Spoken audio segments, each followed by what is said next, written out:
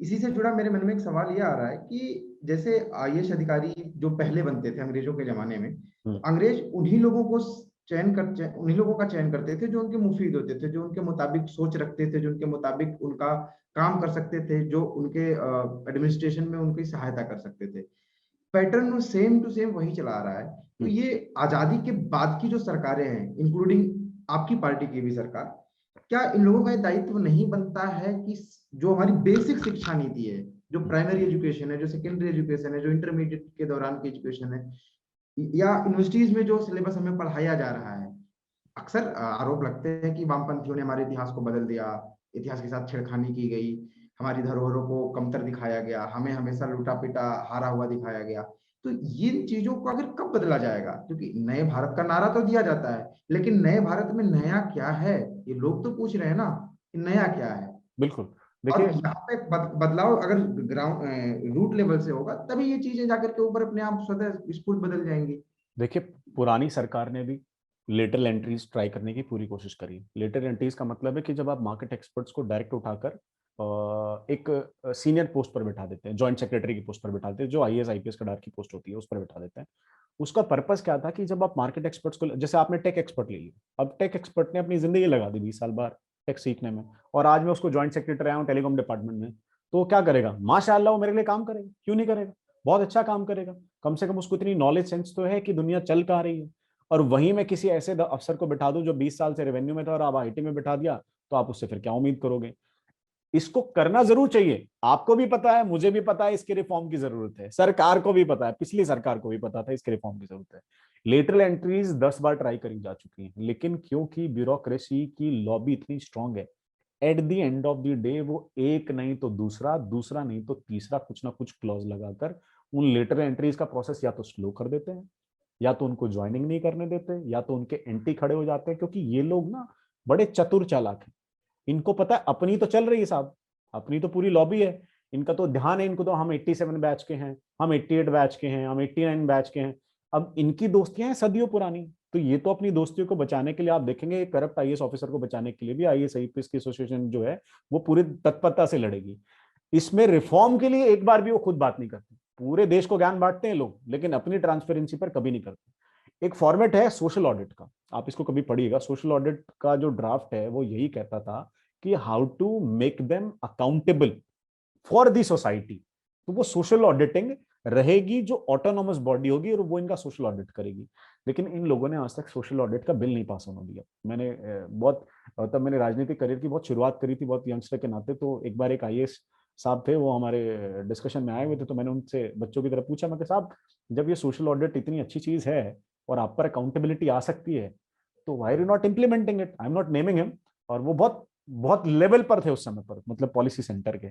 तो उन्होंने कहा कि अजय, जो तुम कह रहे हो वो सुनने में और देखने में बहुत अच्छा लगता है, लेकिन आप मुझे एक बात बताओ, मैं अपने लिए कानून क्यों बनाऊंगा कि मुझे अकाउंटेबल होना पड़ जाए? अब जब मैं आजाद हूं तो मैं क्यों बनाऊंगा? तो कोई अपने लिए क्यों बनाना चाहेगा? अनटिल एंड अनलेस ये सोसाइटी का प्रेशर इतना बिल्ड हो जाए कि इधर तो लाइन में आ जाओ और इधर तो हट जाओ, तो जब तक ऐसा दिन नहीं आएगा कि एक सोशल रिफॉर्म के लिए जब पब्लिक बाहर आएगी, आज जैसे लोग छोटे मोटे ये सीए के आंदोलन के लिए लोग बाहर आके बैठ जाते हैं, तो जब तक ऐसे लोग आईएएस के रिफॉर्म के लिए बाहर आके रोड पर नहीं बैठेंगे ना, तब तक ऐसा कोई बदलाव आएगा नहीं। ऐसा भी देखा जाता है कई बार कि लोग ये आरोप लगाते हैं, जैसे मान लीजिए मैं अगर example, just an example, Uttar Pradesh सरकार की, कि लोग कहते हैं कि उत्तर प्रदेश सरकार योजनाएं तो अच्छी अच्छी लेके आ रही है, लेकिन हाँ, अधिकारी और जो हाँ, बाबू हैं, जो क्लर्कियल लेवल पे हैं, जो कर्मचारी हैं, वो योजनाओं को सतह तक पहुंचने नहीं दे रहे हैं, जनता तक पहुंचने नहीं दे रहे हैं, एक बैरियर का काम करते हैं। बिल्कुल है। तो ये बेहतर पता होगा सभी मुख्यमंत्रियों को, मंत्रियों को भी ये चीजें पता होंगी, लेकिन क्या ये संभव है कि बिना इनकी मिली भगत के, इनकी मोनोपोली इतनी स्ट्रांग है कि ये लोग अपनी वाली चला भी लें और नेताओं की इसमें मिली भगत ना हो? क्योंकि मुझे ऐसा लगता है कि नेता एक लेवल पे जाने के बाद खुद उनको सपोर्ट करते हैं, सरेंडर कर देते हैं कि ठीक है भाई, जो तू कर रहा है वही ठीक है। मुझे ऐसा लगता है कहीं ना कहीं, अगर, क्योंकि मुझे नहीं लगता कि अगर संसद और नेता या राज्यों की विधानसभाएं चाह लें और सोच लें तो इनकी मोनोपोली में सेंध नहीं लगाया जा सकता। देखिए, ऐसा तब हो सकता है जब पॉलिटिकल विल पावर बहुत ही स्ट्रांग हो, ऑपोजिशन और पक्ष और प्रतिपक्ष दोनों एक साथ मिलकर जब इस भावना के साथ ये डिसीजन तय करेंगे कि आज से हमें ब्यूरोक्रेसी रिफॉर्म करना है, तो देखिए कोई बदल नहीं सकता देश में। लेकिन जब तक पक्ष और विपक्ष बैठा है, और हमारे यहाँ पक्ष और प्रतिपक्ष तो है नहीं, हमारे तो पक्ष और विपक्ष है। विपक्ष है। आपने कोरोना काल में देखा होगा, जब कोरोना काल में सारी दुनिया में, सब देश में, हर सारी पॉलिटिकल पार्टीज एक बन के अपने देश में महामारी से जूझ रही हैं। इकलौता मान्यवर हमारा देश है जहां पर हमारा विपक्ष सिर्फ हमारे पक्ष से जूझ रहा है, उसको बाकी किसी से कोई लेना देना नहीं है। तो इतना सेल्फिश विपक्ष जब तक रहेगा, जब तक लोग सेंटरिक रहेंगे, पॉलिटिकल पार्टीज अपने सेंटरिक होकर अपने देश के लिए नहीं सोचेंगे, आप सोचिएगा कि ये करना बहुत नामुमकिन है। मोदी जी की अगर आपने रीसेंट स्पीच पार्लियामेंट वाली पिछली सुनी हो, तो उन्होंने कहा था कि क्या हम अपने संविधान की सारी ताकतें बाबूगिरी को दे दें, क्या बाबूगिरी को करने दें। उन्होंने कहा था बड़े अच्छे से, और मैं कहता हूं ये एक इशारा है, और मैं विश्वास रखता हूं इकलौते प्राइम मिनिस्टर हैं जिन पर मुझे ब्लाइंड फेथ है, जिसके लिए लोग हमें अंधभक्त भी कहते हैं, और हम उसे मानने को तैयार हैं क्योंकि हमें इस आदमी में विश्वास है। तो उन्होंने इशारा कर दिया है, और मैंने उनकी चीजों को जितना आज तक पढ़ा है, जब वो इशारा करते हैं इसका मतलब उस पर काम कर रहे होते हैं, और जब वो साइलेंट हो जाते हैं इसका मतलब उस पर ड्राफ्टिंग चल रही होती है। उसके बाद वो जिस दिन आएगा वो सिर्फ सरप्राइज की तरह होगा कि मित्रों 8 बजे के बाद, आज के बाद ये लागू हो गया।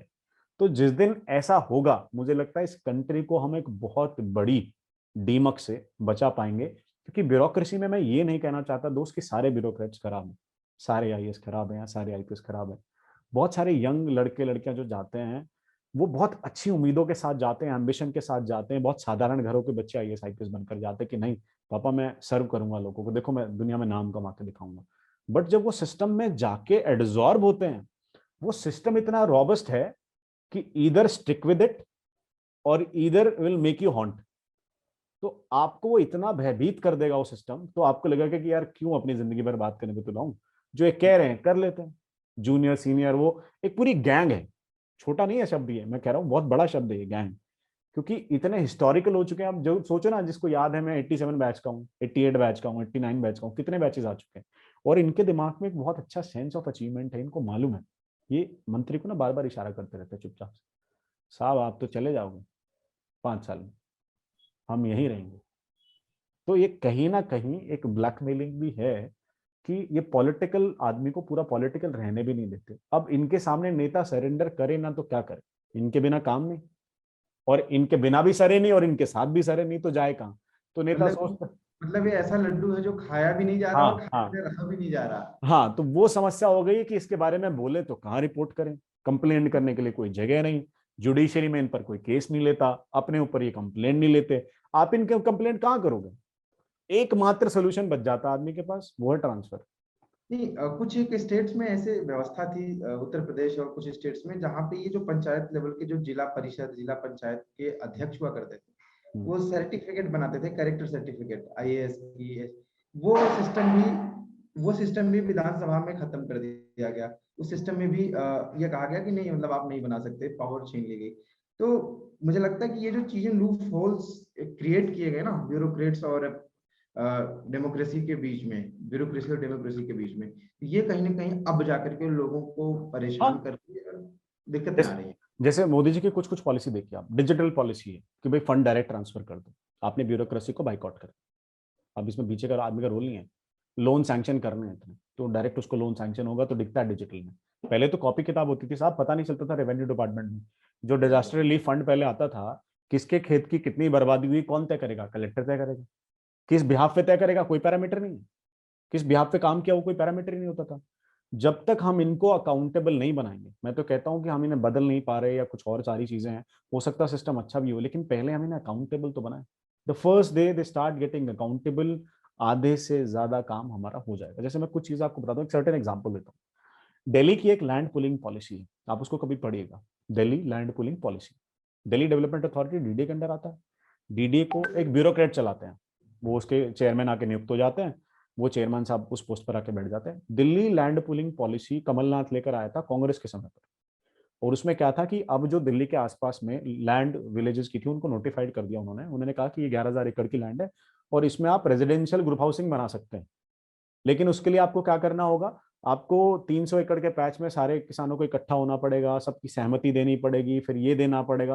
तो ब्यूरोक्रेट्स ने क्या किया, उस पॉलिसी को एग्जीक्यूट ना होने देने के लिए उस पॉलिसी में ऐसे ऐसे क्लॉज डाल दिए कि वो तब से लेकर आज तक, मैं बता रहा हूँ आपको, 2021 अब आ गया और मेरी खुद की जमीन दिल्ली में है और हमने ये खबर तब सुनी थी जब हम बच्चे हुआ करते थे, आज मैं खुद राजनीति में रखता हूँ, आज तक ये यूज नहीं हो पाई है। आप दिल्ली के अगर बॉर्डर पर जाकर देखेंगे तो दिल्ली के बॉर्डर के जस्ट इधर हरियाणा है, गुड़गांव है, वहां पर आपको गगनचुंबी इमारतें दिखेंगी जिनके फ्लैट की कीमत कुछ कुछ करोड़ में है। और जस्ट बॉर्डर के इधर कूदेंगे तो दिल्ली दिखेगा जहां पर खेत पड़े हैं लेकिन आप उस पर ईंट नहीं लगा सकते। What is this? This is policy paralysis. इस पॉलिसी पैरालिसिस के कौन जिम्मेदार है? कोई नेता जिम्मेदार है? ब्यूरोक्रेट 400% जिम्मेदार है। Bureaucrat has become a hindrance in the development of this country. Either remove them, either make them fall in a straight line. तो आज वो समय आ गया है कि उनको सीधे चलना सिखाओ ताकि वो डेवलपमेंट का रोड़ा ना बन सके। आज वो बन चुके हैं। इसको मैंने, आपने, हमारे जैसे जितने भी यंगस्टर पॉलिटिकल या किसी भी सिनेरियो में काम करते हैं वो चीज समझ चुके हैं। पुराने वाले लोग को समझ नहीं आ रही थी क्योंकि पुराने वाला आदमी ना कुछ भी गलती होती थी तो नेता को गाली देने लग जाता था। अभी वो भी समझ रहा है कि सब कुछ नेता के हाथ में भी नहीं है। और ये जो बीच में लॉबी बैठी है भाई, या तो डायरेक्ट कम्युनिकेशन आए ना, अगर नेता को गाली पड़नी है तो फिर पावर भी नेता के पास डायरेक्ट रहे कि भाई 5 साल जब हूं तो पूरी रहे। आधी भी क्यों दे रहे हो कि गाली गाली मेरी और ताली तेरी और काम तूने करना नहीं। मीठा मीठा कड़वा। हाँ, तो बस वो सिस्टम अब हमको समझना पड़ेगा। और जब तक हम, क्योंकि ब्यूरोक्रेसी की लॉबी दोस्त कमजोर नहीं है, ये बहुत मजबूत लॉबी है। अगर आज हमारे जैसे यंगस्टर इससे लड़ना शुरू करेंगे तो हमारी भी उम्र निकाल देंगे। लेकिन हो सकता है कि हम इसमें रिफॉर्म जरूर ला पाए, लेकिन मुझे लगता है कि मोदी जी से ज्यादा स्पॉटलेस प्राइम मिनिस्टर हमारे पास कोई और है नहीं। तो आई थिंक एक रिफॉर्म जिस दिन वो ले पाएंगे, मैं उनको जिंदगी भर क्या, मैं तो पूजने के लिए तैयार हूँ उनको, मुझे कोई दिक्कत नहीं। अजय भाई, उम्मीद करता हूँ कि ये जो जिन बदलावों पे हम चर्चा कर रहे हैं, ये बदलाव हमें देखने को मिलेंगे आने वाले भविष्य में। तो फिलहाल अभी के लिए मुझे लगता है सेशन यहीं पे हम समाप्त करते हैं। आपका बहुत बहुत शुक्रिया कि आप आए हमारे चैनल पर हमसे बातचीत किए। और साथ ही साथ एक वादा आपसे चाहूंगा कि आप हमारे दर्शकों से और हमसे ये वादा करके जाइए कि अभी तो चलिए हमने एक आपका शॉर्ट डिस्कशन हमने किया, लेकिन अभी बहुत सारे ऐसे मुद्दे हैं, बहुत सारे ऐसे विषय हैं जिन पर बात नहीं हो पाई है। उस पर भी हम बात करेंगे और तसल्ली से आप हमें समय देंगे, इस चीज का वादा करके जाइए। सौरभ भाई, बहुत आपका बहुत बहुत आभार अपने प्लेटफॉर्म पर बुलाने के लिए। और मुझे लगता है आप जैसे जर्नलिस्ट जब तक देश को ये रास्ता दिखाते रहेंगे, हम जैसे पॉलिटिकल लोग आपके हर प्लेटफॉर्म पर जब भी आप क्रिएट करेंगे, जब भी बुलाएंगे, आते रहेंगे और हर उस डिस्कशन पर बात करेंगे जो कितना भी क्रिटिकल हो, कितना भी रैशनल हो, कितना भी रैशनल हो। लेकिन अगर वो टॉपिक देश हित में है, अगर वो मुद्दा देश हित में है, तो मैं उस मुद्दे पर कभी भी कहीं भी समय देने के लिए आपके साथ हमेशा तत्पर हूँ, तैयार। चलिए, बहुत बहुत धन्यवाद। और हम अपने दर्शकों से भी ये कहेंगे कि हमारे चैनल को सब्सक्राइब करें और ये वीडियो जो हम आपके तक ले आते हैं, अगर आपको अच्छी लगती है तो ज़्यादा से ज़्यादा लोगों तक शेयर करिए ताकि आपकी तरह और लोग भी हमारे इन वीडियो से अवगत हो सकें। और बाकी तो आपको बातचीत अच्छी लगी होगी तो लाइक कर दीजिएगा। कमेंट सेक्शन में हमें बताइएगा कि अजय शेरावत जी से ये बातचीत कैसी लगी आपको। और शुक्रिया। धन्यवाद सौरभ जी, बहुत बहुत धन्यवाद आपका। Namaste. Please remember to subscribe to us and switch on the notifications for this channel. For our other social media links, more content, and to support our work, please visit citti.net. Dhanyavad. Namaskar.